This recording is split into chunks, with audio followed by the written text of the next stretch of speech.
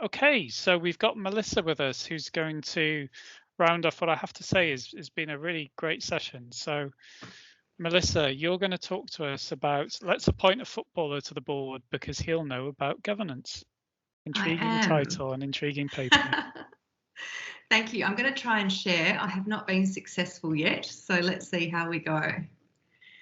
So hi everyone, my name's Melissa. I'm coming in from Perth, Australia this evening, quite late in the evening here, and I'm presenting some research on behalf of my co-researchers, Professor Linley Lord and Emeritus Professor Marian Tyec, which has been exploring the role of participation in sport and women's progression to senior leadership roles in the Australian context.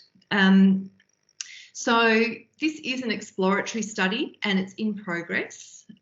We have completed our initial data collection and analysis, but we are currently trying to make sense of our findings and attribute meaning to them. So really open to your perspectives on what I've got to say tonight. Okay, so I'm going to start by positioning the research, looking at the research questions that are driving the study, outlining our approach to the research, giving you some insight into our findings and our initial thinking around what the findings mean and how they might link into existing knowledge, and then just some possible future directions for expanding the study. So there were three commissioned reports that really sparked the idea for this research. The first came out of the US context, but looked at executive and managerial women across multiple continents. And it looked at the role that sport played in their career success. A particularly interesting statistic was that nearly 2/3 of the participants credited sport as a major contributor to their career success.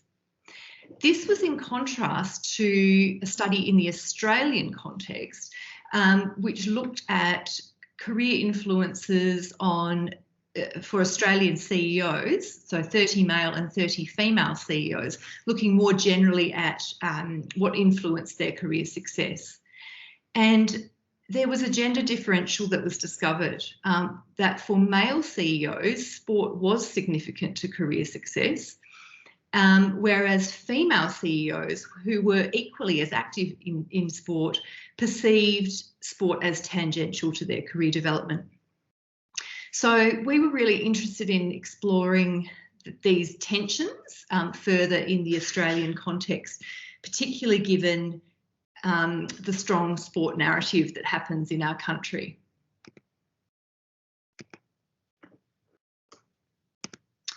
So just briefly to tell you about, to paint the brief picture of this narrative within Australia, sport is considered as essential to the national culture. Participating in sport and or spectating is really connected to the Australian character and the Australian ethos. Passion for sport in Australia has been described as sports mania or sport as a religion. And furthermore, sports people occupy positions of hero status. They are celebrated and revered. There's an interesting change in the landscape that's been happening in the last few years as well that is worth knowing because it provides context for our study. Historically, the majority of sports have been male-dominated in terms of participation and media coverage. However, recently there have been significant changes with introduction of the Australian Football League women's competition, the establishment of Super Netball, and an inaugural national women's rugby competition as well. And in addition to this, we have several high-profile national women's teams that enjoy global success. The Matildas, the Australian women's soccer team, the rugby league team and the cricket team are all world champions. And what we're seeing as with this change in opportunity for women in sport We have new media and broadcast deals, historic pay deals, and opportunities for women to play these traditionally male sports at elite level. So if we look to the academic literature, there are sort of three key areas that we drew from. We looked at sport and careers, we looked at gender and sport and careers, and we looked at the links between sport and leadership skills. In general, research suggests that there is a positive bias towards active participation in sport, and this is linked to enhanced graduate employability, higher salaries and higher status careers. The consideration, though, of gender is not well done in terms of sport and careers, something that's not really been explored, although we do know that women don't particularly recognise the value of their participation in extracurricular activities, and that includes sport. And when we look to sport and leadership development of leadership skills, there is anecdotal evidence that there is a relationship between participating in sport and the development of leadership skills. But research that attempts to identify statistical significance is really inconclusive at this point. So there's a number of assumptions that are around the narrative that relate to sport participation, careers and leadership that are not really substantiated. The first is that leadership skills are developed through participation in sport. We don't actually know that that is true. The second is that leadership skills that may be developed in sport are transferable to the workplace. A third assumption that we make is that employers recognise these leadership skills and value those in prospective employees. And finally, we also have the assumption that the currency of participation in sport holds the same value for women as it does for men. So given this context and the literature that we have available to us, we have three research questions that are driving this particular study. The first is, have women in senior leadership roles participated in sport? And if so, to what extent?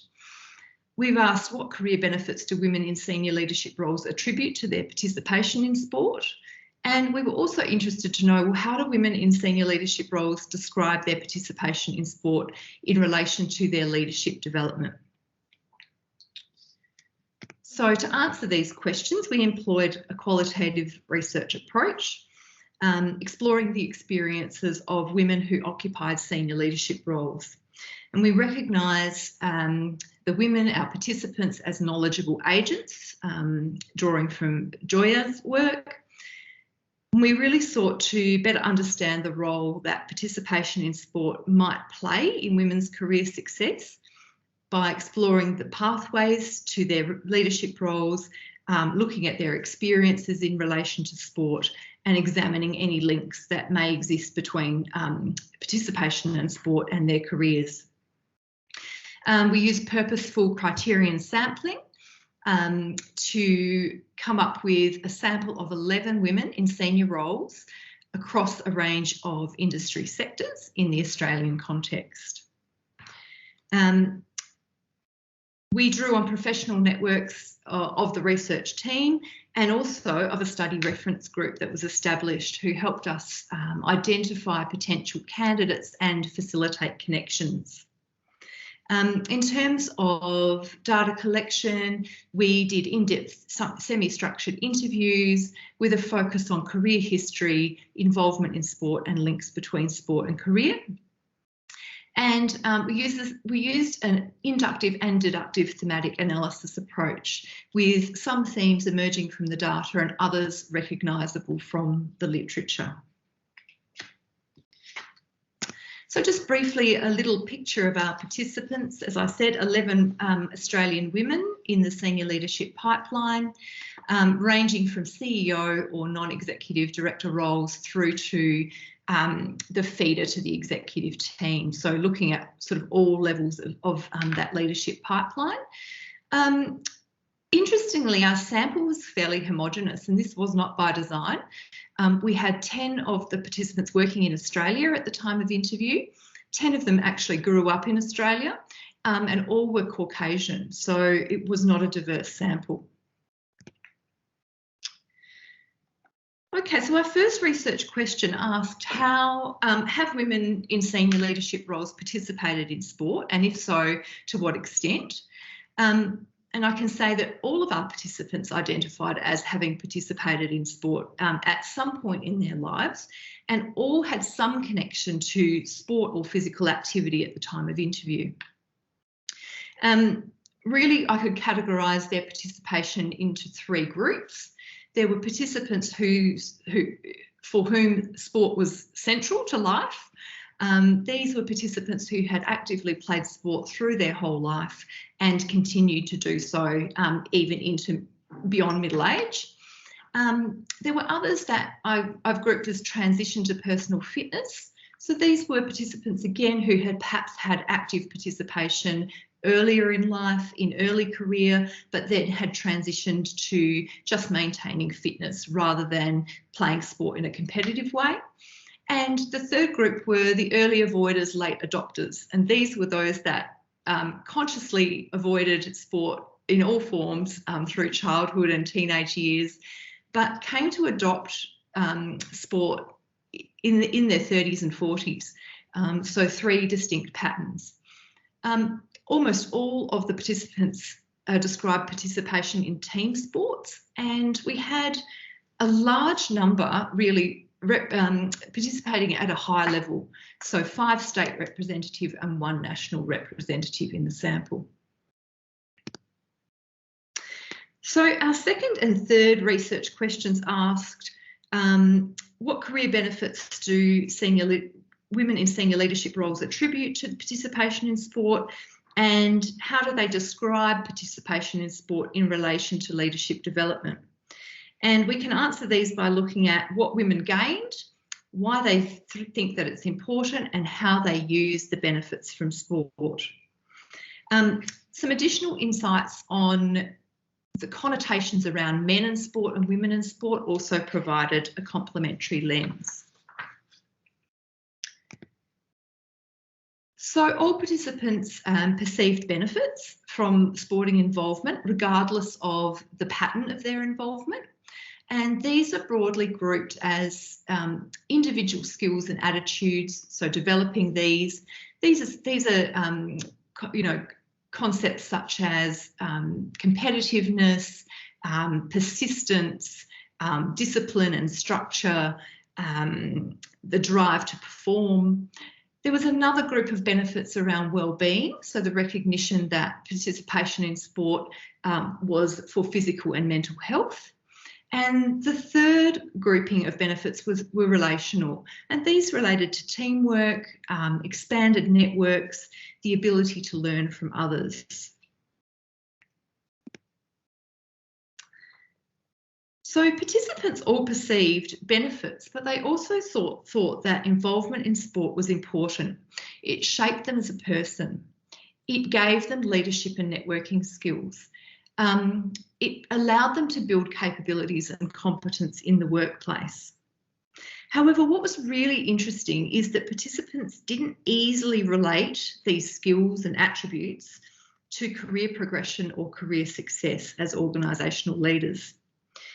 None of those interviews saw involvement in sport as providing career opportunities.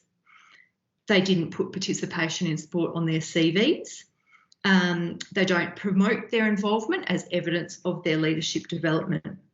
And this is all suggesting that sport participation doesn't hold a currency for them. What was really strong and central was the use of sport as a way of connecting and communicating with others. So this was evident from their childhood. They spoke of being able to connect with other children and communities through sport. It provided a common language to them and allowed them to access relationships with male peers and superiors. To quote one participant, sport breaks down the barriers between people. Another participant provided an anecdote of sharing, the battle stories of sport that she'd played over the weekend with her male colleagues, and that was a way of connecting and being on their level.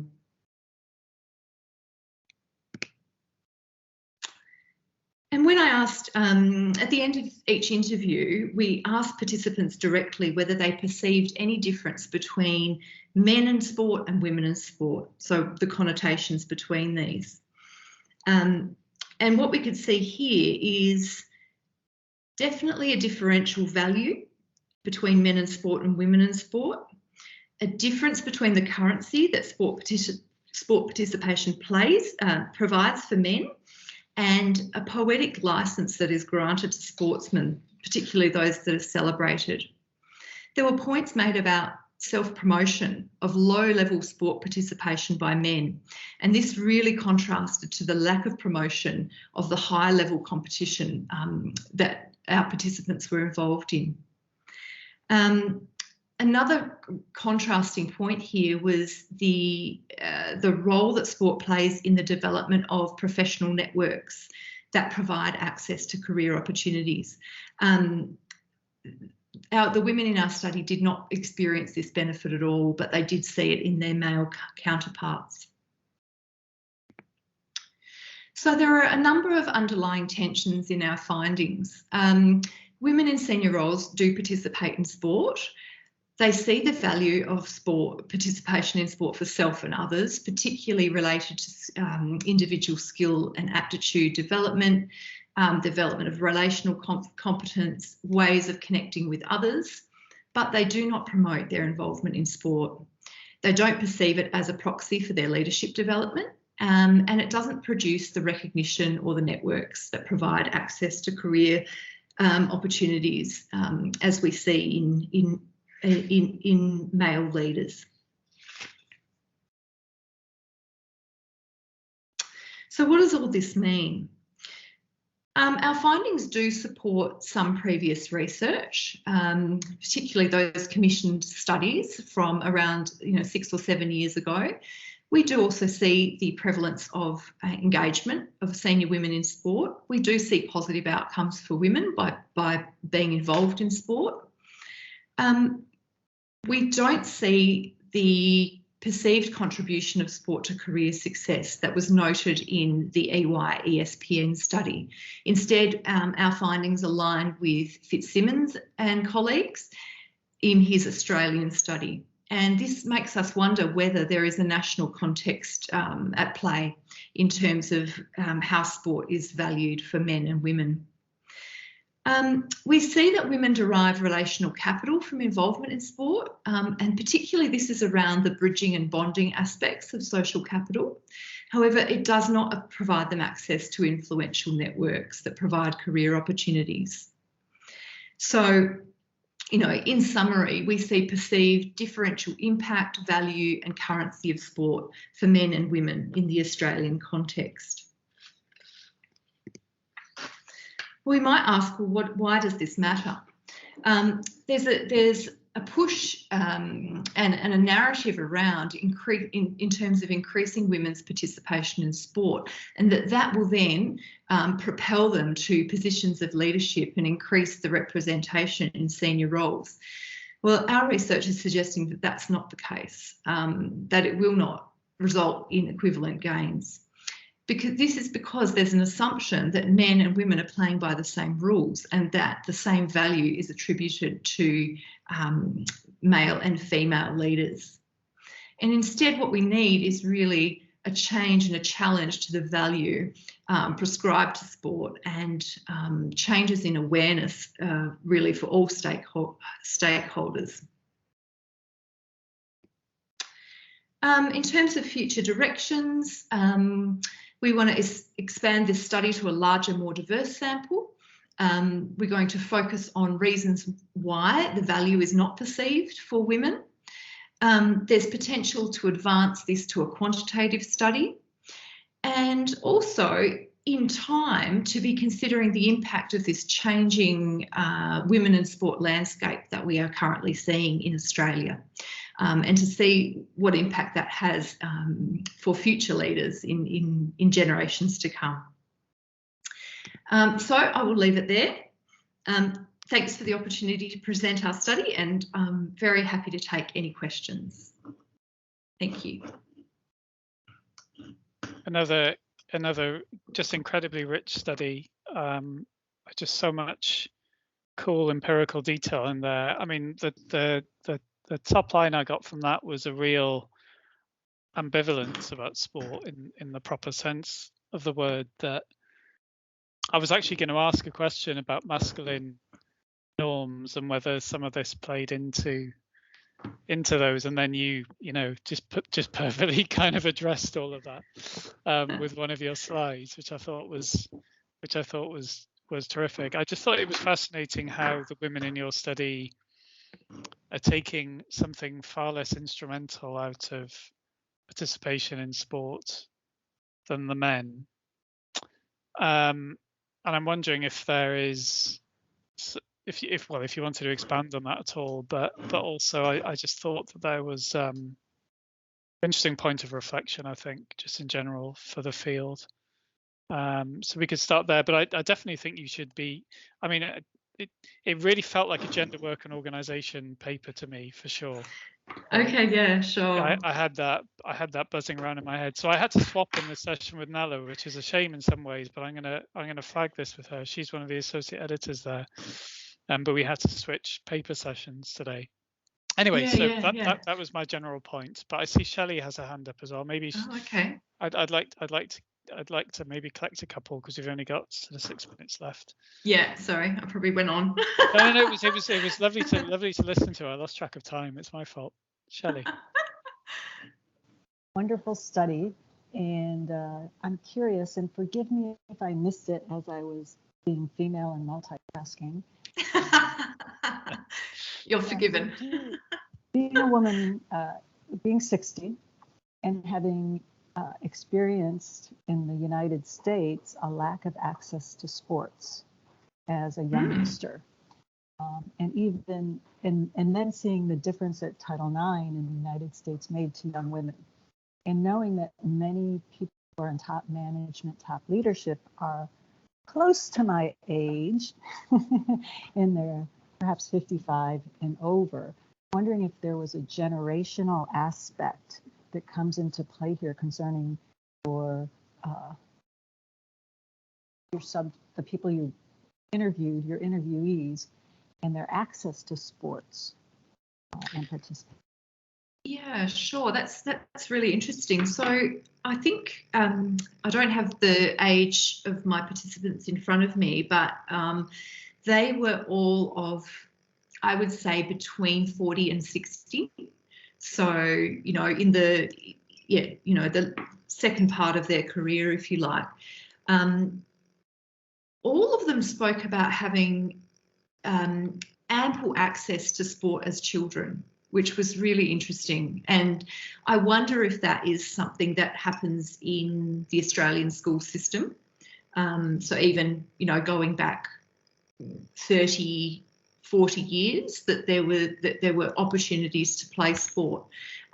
Certainly for women, they were limited at that time. So, a lot of them talked about playing netball, which is a big, very popular girls' sport here, or hockey, perhaps, as an alternative. But I think you're right. I think that there's something about providing opportunities for children, and then through high school, that facilitates the involvement. And I can't speak to those that haven't had that opportunity, but that would be very interesting to do so. Thank you. So I wonder if Julia Dimao says, really thought-provoking. I'm working with a community in the US where diversity is a challenge. This is a valuable insight which I'd love to share with them. So I think, yeah, it sounds good to me, Julia. Go for it. So I can see someone else is typing, but maybe in the meantime you could talk briefly to this I guess this ambivalence I was picking up, but maybe that's not the right word. Yeah, so can you explain what you mean by that, Owen? What did you pick up? Well, maybe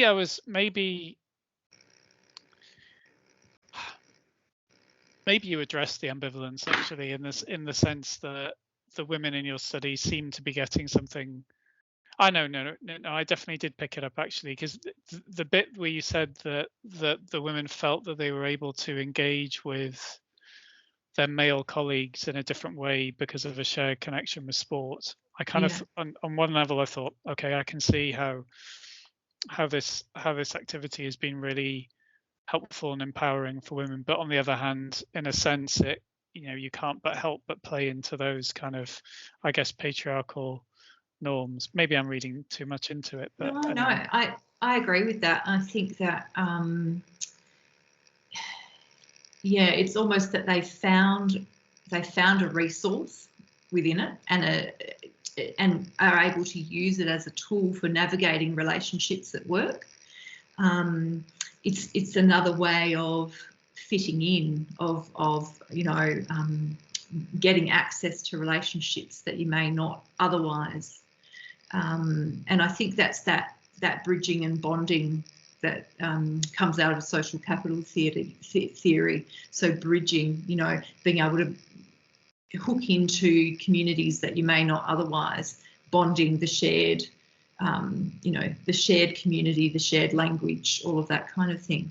So I was really interested in that too. It wasn't what I expected at all, that they actually found quite a powerful relational capital to use that was different to what we expected. We knew about networks and that networks came out of sport, and we had anticipated that women probably didn't have access to those, and yet here's another kind of aspect of social capital that they are able to access. Yeah. So I mean, I kind of I can just see there's a minute left, so I don't expect a response to this because I have to go to a tech check for our keynote anyway. But I just wondered, like, as a thought experiment, I mean, I can see how you got to leadership and developing leadership through this. But I was wondering all the way through what would happen if they let go of leadership and just focused on the processes and the social capital and what have you around sports. So I'm just wondering if you might find that liberating, actually just letting go of the leadership and focusing on some of the other dynamics related to work and gender in this. Yeah, okay. I like that. I don't know. I mean, I think there's a good leadership paper in here as well. Because it's such interesting work. I think there's probably a non-leadership paper in here too. Yeah, particularly because they don't really make the connection between sport and leadership at all. Yeah. That's the interesting thing. Yeah. Hey, what a great session. I'm really pumped after this afternoon. What a wonderful way of ending the paper session. So thanks ever so much, everyone. I'm going to bump off now to the tech check with Keith and David. It'd be great to see you in these final closing sessions of the conference, but thanks ever so much again. Take care. Bye.